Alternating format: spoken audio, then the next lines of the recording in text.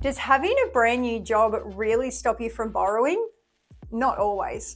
Existing long-term clients of mine recently come across a large inheritance. This inheritance was actually big enough which would allow them to upgrade their current family home into something more along the lines of their forever family home. However, we had a little bit of an issue here because the husband had just started a brand new job literally 3 weeks ago. This meant that he was still on his 6-month probationary period, but their absolute dream home has just hit the market, so therefore they didn't want to wait for that 6-month period. So here we have a family of 4. We've got mum, dad, and 2 primary school age children. Mum earns $95,000 per year. Dad's new job allows him to earn $175,000 per year. They have a $10,000 credit card. They've got 2 children in Catholic primary school at $12,000 per year.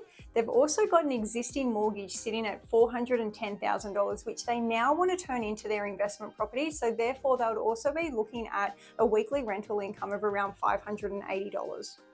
The access to the inheritance that they've just received as well equates to $800,000. When factoring in all of these figures, this particular family had a borrowing capacity of $850,000 on top of their already $410,000 that they owe on their existing property.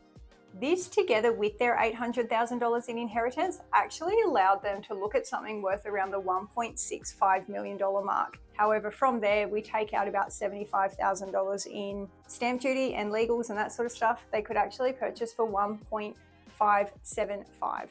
As the husband had just started his new job, their big issue was that they believed that they weren't actually able to purchase anything due to their borrowing ability and him believing that you still actually needed to pass your probationary period. Now, whereas that may be correct with some lenders, it's not correct with all lenders. So at the end of the day, as long as we are able to put you with the correct lender, you being in a brand new job isn't going to actually affect anything. In this case, the lender that we chose only required the new employment contract and his first pay slip. So whereas a lot of people believe that you have to be in a job for a certain period of time or outside of a probationary period, this was not the case with this particular applicant. And the reason for this is because when we're looking at applicants who do have situations like this, we're not just looking at the fact that yes, they are in a brand new job, but we're also looking at the fact that, okay, well, this particular applicant, he had really strong employment history. So therefore we can have a look back at his employment history and then have a look at the overall risk factor in regards to what could potentially happen with his new position. If he was to actually stop working, then he knows that making ends meet is going to be out of the picture for this particular family. So therefore, again, that comes into the whole risk factor side of things. It's very, very unusual that someone is just going to stop working. So even though he is in a brand new job, it doesn't necessarily matter.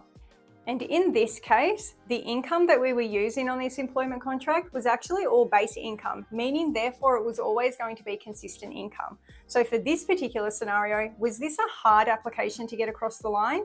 Definitely not. It was actually extremely easy.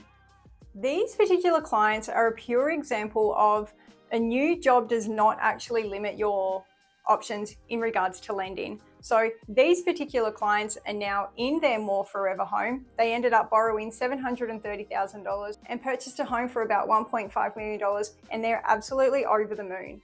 Every lender will have different policy when it comes to clients who are brand new into a job.